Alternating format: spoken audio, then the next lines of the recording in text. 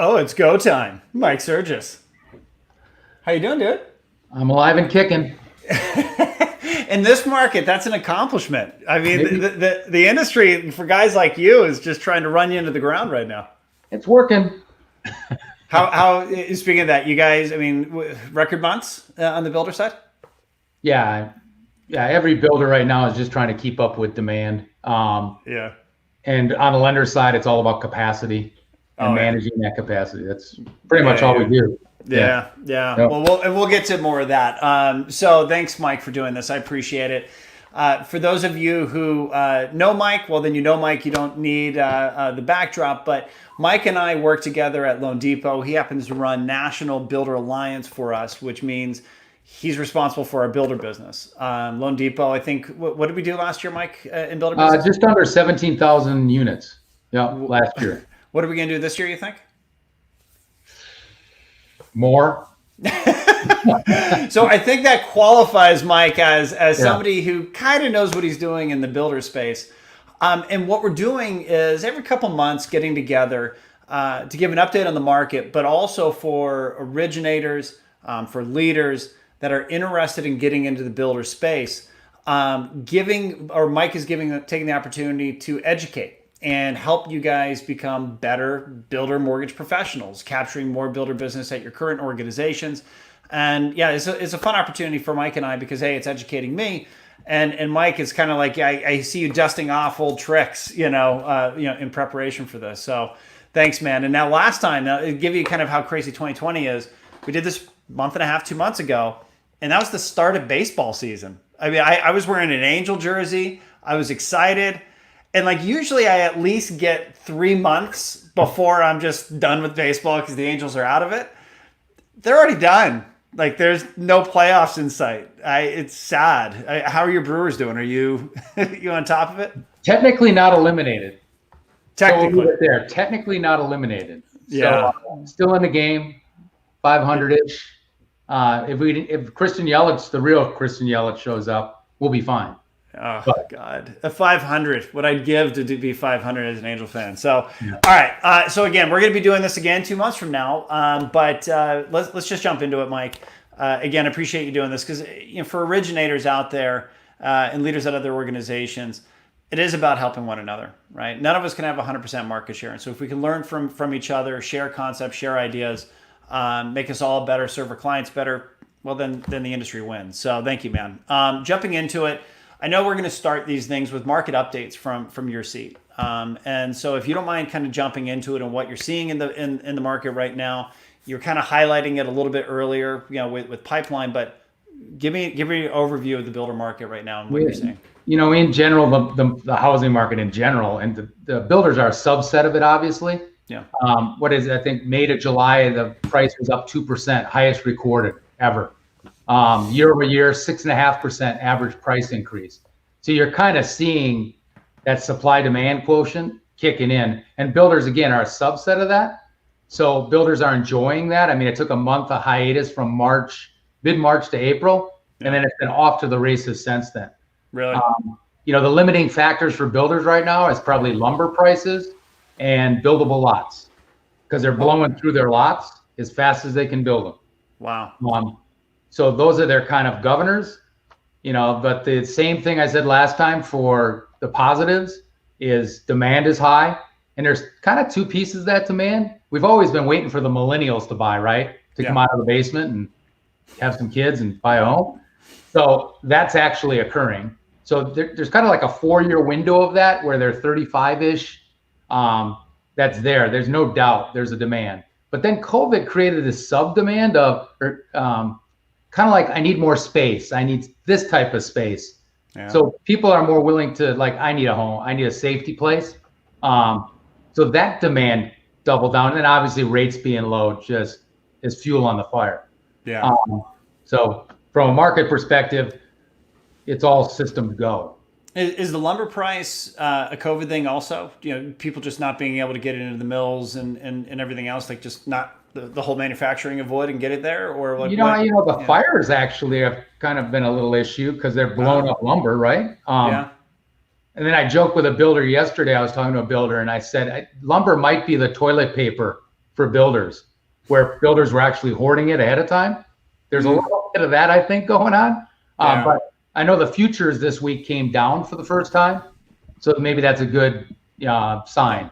Yeah. But lumber definitely has been a big, it's probably up 90% in a few months. Holy cow. A lot. Yeah. So. And for those of you guys who are watching, ask Mike any questions. You can throw it into the comments section. I'll do my best to monitor it and bring it back up so we can get it out there.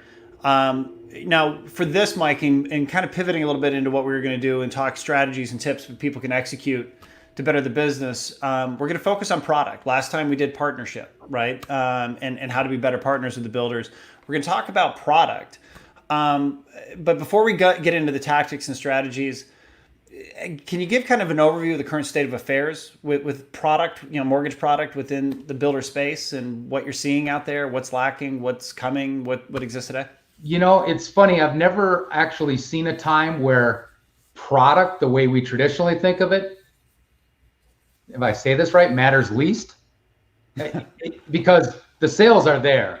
So, the simple things of product where, hey, a loan officer that knows how to package a deal, knows how to leverage options for their buyers is so critical to make a sale. Well, in today's world, when you have a couple other people behind it, they're not as worried about that, making every deal count. Yeah. That definitely is not the world we're in. The world we're in is close on time, please. Yeah. Get me an appraisal before a week, please. Yeah. So it's a very different environment. So again, I know it's kind of the opposite of what you'd think, but again, when I mentioned product because I think it's important to get ahead of that curve. Yeah. Because in 2 months it'll change, or 4 months. Yeah. The best time to begin thinking about what you're going to need is when you don't need it, right? Because if you wait until the light switch flips, well, then it's too late. You got to go scramble, you got to go educate, you get ready. You get ready now for the markets up ahead, and you never have that up and down roller coaster. That makes sense. Yeah. And that makes sense on the product comment because it's kind of like refi leads right now. If you're a retail originator, like you really don't need them fed to you too much because just walk down the street, knock on a couple doors. There's your leads, and you've got your refis. Hang out at Starbucks with this shirt on. Yeah, exactly. Yeah. I just wore mine yesterday. Look at that. Yeah. All right. So what I really love about your approach is guys like me overcomplicate everything. Like I need people to unwind me to figure out what the hell I'm actually trying to figure out. And you having such command, you simplify things. Last time when we talked about partnership, I was like, talk to me about builders and how would you approach them? And you're like, Shane, there's literally two kinds of builders. There's a control guy and there's a service guy. And you went through this, kind of a conversation around the differences between a control guy and a service guy, which really makes it easier for you to put thought and context around what your strategy should be. And when we were prepping for this and talking about product, you did the same thing to me, which I love because, again, it puts context to approaches. Talk about how you use product strategically. And the role that product plays. Like, and you kind of hinted at it right now. Product really doesn't matter that much, Shane, because we're really busy. So how do you break down product, and then how do you leverage it strategically when you're trying to go get more realtor or builder relationships in business? Right now there are some products. So let's talk about like one that's always useful: long-term locks or rate caps, whatever you want to call it with your platform. Yeah. That just does two things. So even in a hot market, it still protects the builder's backlog. And it protects the customers qualifying.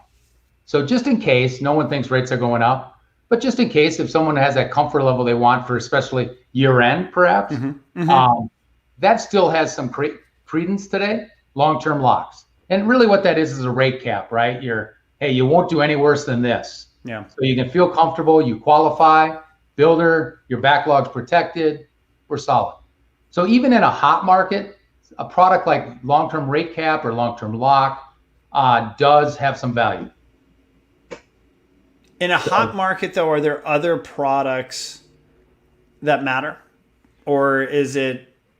The one I'll kind of jump into, and this isn't really a product, this is a service. Okay. But if you're on a builder team, you need an in-house condo department. And in a hot market, where that comes into play is, step back. It's always nice to have that in-house team because they can help your builders. The earlier you get them involved, they can help your builders and developers set up the legal docs right, phasing right, to maximize closing early.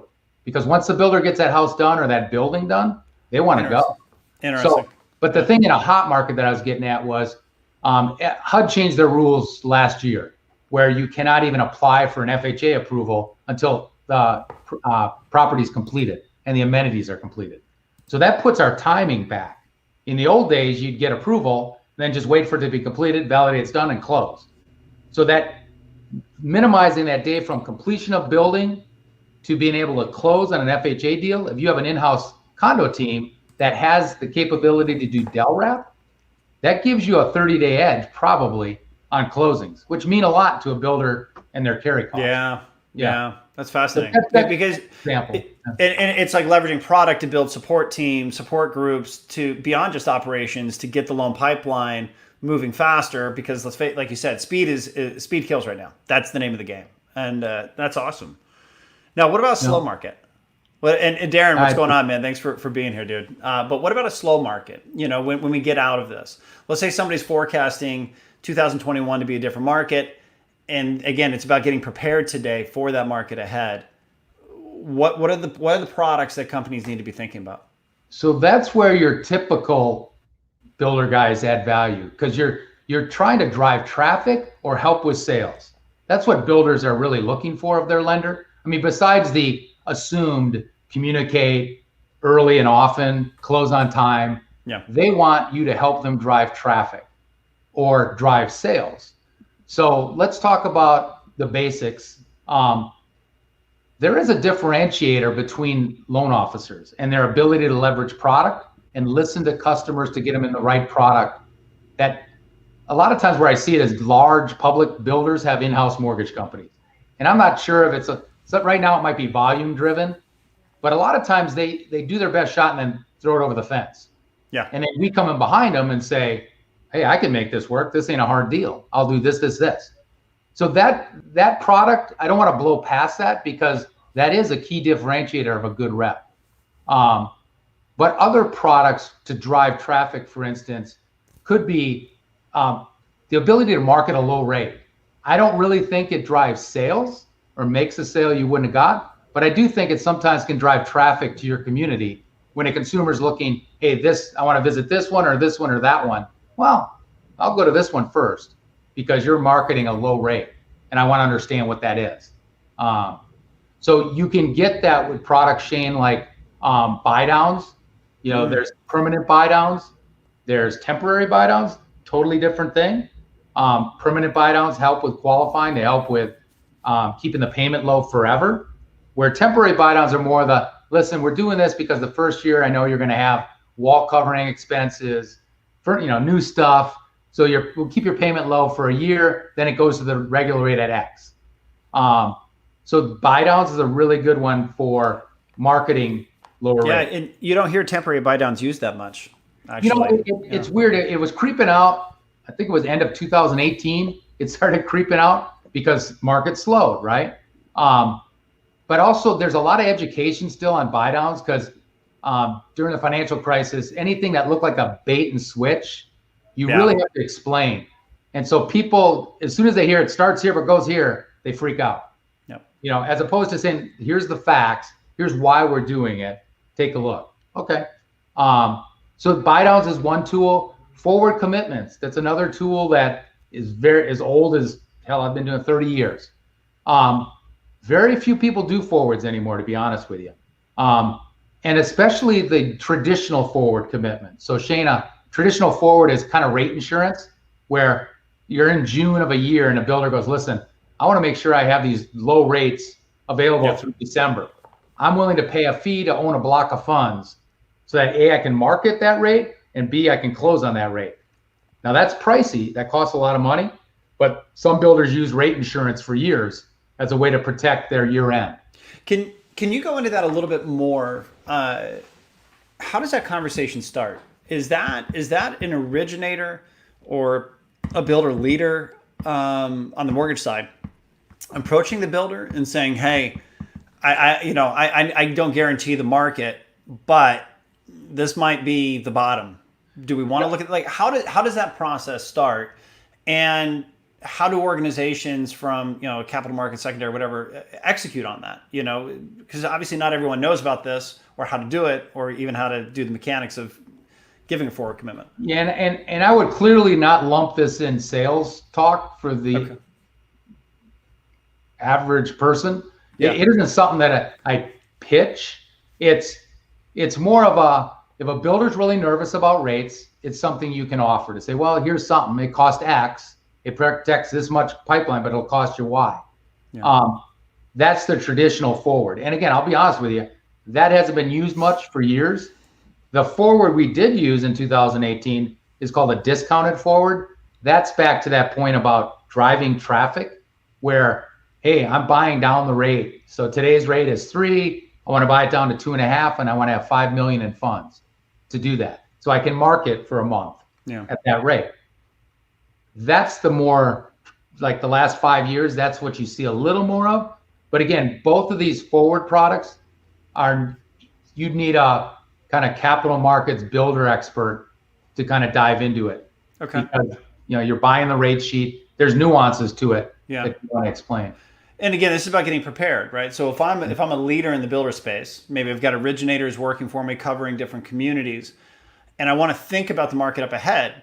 And I've never done this before. Maybe I haven't spoken about it much because, like you said, it hasn't been used much over the years. For you, you did it in 18 because, well, you had experience doing it. That's why you're the leader you are. I guess the starting point for that leader is go talk to capital markets, secondary, like hey guys, let's say the market turned. Couldn't we do this? Do you have the appetite? Do you have the ability to execute? Get that education now. Don't wait until the market flips and then you're too late. With companies like us, we're just going to do it automatically, right?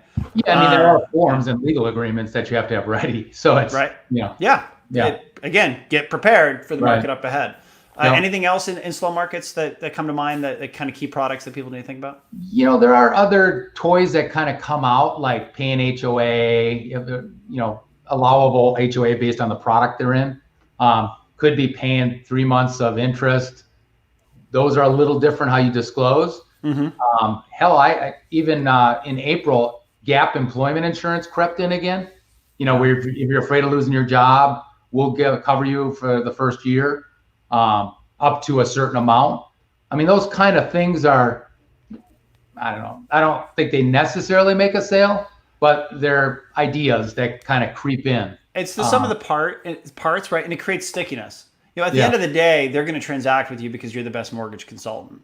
But if all things are equal and you've got this, it's going to drag them in a little bit, especially in today's day and age where conversion of clients, it's under attack, based upon the availability of information online and all the other, what we saw was other mortgage companies trying to get into builder, right? And new faces kind of creeping up. And this is the type of stuff that differentiate. So that's cool. I mean, all things equal, builders do like dealing local. I mean, all things equal, because they got a partner, they can see them, they can strangle them.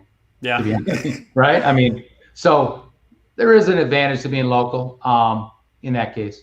Now, in the non-builder space, realtor education is big. Like we'll do renovation seminars for the realtors and teaching them about the renovation product. So then when they're out showing homes to their bar or their clients, well, hey, by the way, I know this house isn't exactly great, but my lender does renovation and we can get you into the home and you can make it your own. Obviously, renovation isn't a builder thing, but that concept of educating your referral partner on the products that they should know about works in the realtor space. Is that a thing in builder? Like, do we need to educate the builders on product that you guys are offering? New home tours, sponsoring buses, taking them to new home communities. Those are all in the right market, good tools. Educating them what's available in the new home space and what builders are doing what. You just have to be a little careful with that because, especially right now with the builder market, the demand being so high, you're starting to get that no co-broke thing cropping up again with some builders, which obviously realtors don't like. It's not extensive and it's certainly not in Texas, but you have to be careful with that. But there is some value to that, and there's two parts to that, Shane. There's tours and fun events and, grand opening support where you invite realtor lists. And then there's actually education of realtors on what might be out there in the new homes that could fit their consumer. Incentives, kind of price points, education, so they even think about it. But most realtors right now in most market chain, because the resale supply is so low, they're looking new. Well, and I'm actually, let me pull you back into product. With the builders and the mortgage product that you have and availability, pretend it's a slower market and you're talking about covering HOAs or certain product sets that you have, is educating the builder on mortgage product that you're selling or offering to your clients. So that way, when they've got somebody, touring a home, they can bring up certain mortgage product and say, hey, my mortgage partner can do this. Do you educate the builders the same way that we try to with the realtors? I think that's a great point, Shane. I think we have to do a way better job as an industry, including us, on doing that. 15, 20 years ago, most salespeople at builder communities could pre-qual a buyer and be pretty good. Like ratios, they'd know what to ask for assets. Today, they kind of go, I'm out. So I think we can go back to that but you got to translate in their terms. And what their terms are, consumer says, I don't know if I have enough cash to close. That's the cue. So what are your tools with your financial partner that solves that problem? I have a credit issue. What are your tools that you have to solve that problem? That's where you can help educate so that when the queue comes up, you're ready with just enough that you keep them interested. And because once they give you that, I love this place, I just don't know if I can get in. Then it's just, how do you knock down walls to get them in? So if I'm a builder rep, on the mortgage side, and I'm thinking of strategies that is going to endear me to this builder. It's going to make me a partner of theirs. I'm not going to throw the whole kitchen sink, at them at one time. What makes sense to me, and again, we're talking about slower markets, right? That's when product depth, matters more. But what I probably do, and you tell me if this is wrong, if I'm a builder loan officer, what I probably do is I come up almost with, I consider those rebuttals, right? Okay, so builder, every week for the, or every 2 weeks for the next, couple months, we're going to sit down over a cup of coffee, and I'm just going to give you rebuttals that home buyers might give you as relates to being, the mortgage financing side of it. And I'm going to give you a couple responses to give that are going to pull them back into me. Like Mike, you just said, God, I don't know if I can afford this. Boom. Okay, you got that. And then, so educating the builder almost in a series that keeps bringing me back on site and keeps them connected to me for that education. Absolutely. Absolutely. And years ago, we used to do a matrix that said cash to close issues. Here's tools to use for that. Right. Qualifying monthly payment issues. Here's tools to use for that. Credit issues. Exactly. Tools. Yeah. Yep. Exactly. Yeah. Now, do you? Let's say that you're doing that, and so you've got all of it. Do you also have any collateral, marketing collateral, that would mirror that? So you've got your almost rebuttal matrix or whatever you want to call it. Okay, so this is kind of what you want to highlight. Do you give them collateral to reinforce that, hey, there is a solution for them? Or is that almost giving too much information? Because sometimes if you give too much, the person thinks they don't need to talk to you. Where do you fall in the camp of, okay, give your builders product flyers, if you will, to give people that are coming on site? It's with COVID, it's kind of a different world. Yeah, okay. We'll be out of COVID at some point, damn it. Yeah. In a normal world, where that comes into play is, what is the biggest hurdle? So any marketing you would do would probably focus on the biggest challenge or most common challenge, as opposed to trying to answer everybody's rebuttal in one thing. You tend to go, all right, what's the number one reason people can't buy? No. Well, it's cash to close. Okay, here are the toys that get around that topic on a flyer or on an email blast. So yes, but I would tend to kind of focus it on the bigger one instead of trying to address everything. Yeah. Because as you know, people they read about 3 sentences and they're done. Well, and where I think that, again, trying to stay in the product vein also is when we get into that day and age where every person on the community matters, right? We got to, because we're trying to sell homes, is you can almost create a communication chain between you and the builder where they just collect the rebuttal. And marketing technology has changed. You and I talked a little bit about it in the last call or the last live stream, where if I'm an originator and my builder calls me and says, hey, I just showed, did the tour with Bob Jones, and his issue or concern was being able not have enough cash to put down. So why don't you reach out to Bob? And instead of just an immediate call, you can shoot a video. Hey Bob, what's going on? Me and my builder partner Susie Q. She had mentioned that you had a little bit of concern about that. I'm not going to dump you with a bunch of information in this video, but I wanted to let you know that, yeah, we have a lot of product options that might be able to help solve your cash down issue. Let's schedule some time to talk. And so you can create that communication chain of use the matrix. These are the things to listen for. If you hear any of these things, feed it to me. And then I can go use that to capture this buyer for you. Yeah. Yeah. And again, when you say stuff like that to me, Shane, I realize sometimes how amazing I am. Yeah. Yeah. Well, that too. No, but yeah. things that we could do better. Yeah. It's like, yeah. But that's the point. But that's the point. I mean, that is the unique thing about the builder space. Why we started this. The market's huge. I mean, we are. I don't want to oversell it. Are we still the number one builder lender in the country not owned by a builder? Yes.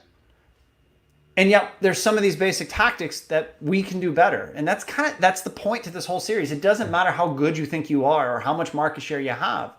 There's things that we can learn from one another and get better at. So I know you and we didn't want this one to be an hour long. So I'm just going to ask one more question, because I know this is a very core strategy for mortgage bankers that aren't owned by the builder and trying to get in. And it's to be kind of the backup option. And product obviously is kind of the crux of that. Can you talk about how you approach a builder, or what products maybe you highlight, or you know what I mean? Look, I understand I can't be your primary, but can you talk about that strategy as it relates to product and how you leverage it and how you approach the builder? Did you see me twitch when you said backup lender? Thank goodness I can't see both at the same time. Why? I hate the word. I like to be the second preferred lender. Oh, well, hold on. I can do this on the fly. You're going to like this then. You keep going and you'll see what I'll do. So sometimes, and this is like the DHIs, the DR Hortons, the Richmond Americans, the KB Homes, they have their own mortgage company. Okay. There's times where I'll tell you right now, DHI, they're just tossing leads over the fence because they're so busy, and their reps have to pre-qualify 100 people. There are like low-hanging fruit all over that. So what happens is, if you're a solid rep and you make one of those deals work for that community salesperson, they're going to go, you made a sale for me. They couldn't, my own in-house. Next time they have any hurdle, they might say, this customer seemed okay. I'm going to get it back to that person. You make that one work. Now all of a sudden you're kind of moving up the chain as you're the next guy in every time. That's where it gets interesting. Because if you can take that up a level to get this community, because they share, right? These retail sales in the communities, they share information. You can grow into quite a nice business. Now know this, when the market turns and they have more time to tinker with loans, it might be, a lower volume. But when times are hot, being the second preferred lender ain't a bad place in some of these builders. Did you see? That's what I always had written down here, second preferred. I would never use the word backup. Yeah. Ever. Second I preferred. I had a nervous twitch. Rookies would use the word backup. Oof. So, second preferred. Okay. No, I dig it. All right. So, I could keep asking questions, but the idea is to create a dialogue with other builder reps around the country. I know that you're going to plan to send this out as a recording to people around the country who do builder business. Anything else that we want to highlight, as it relates to the product vertical? I guess the main thing I'd say on product is just make sure you have the tools you need. If you don't, raise your hand now so that you can build those tools. Long-term locks that have some kind of refundable deposit, a float down, a condo team, buy downs, forwards. Having those on your platform just gives you more in your arsenal. So and having the product, but also the contractual language you talked about it earlier. Like, it's one thing to say that you can do forwards, but if you've got to go to your legal team, well, I need you to draft up, what have you, and we're able to come in. Oh yeah, here you go. Yeah. You've lost. You've lost. We're in. If it's going to take you a month or two to execute, and I'm glad that you talked about this topic, because clearly today is not the day that they're necessarily worried about product, but you better get ready, because one day it's going to be needed. Yep.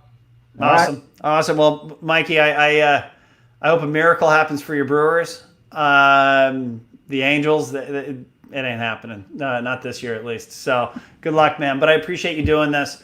And everybody out there, as always, I would definitely look up Mike on all the social sites. Feel free to reach out to him directly if you have any questions, or you can come through me and I can get it to him. But appreciate you guys watching. Mike, have a great day, man. You too. See you guys. Take care. Bye. All right.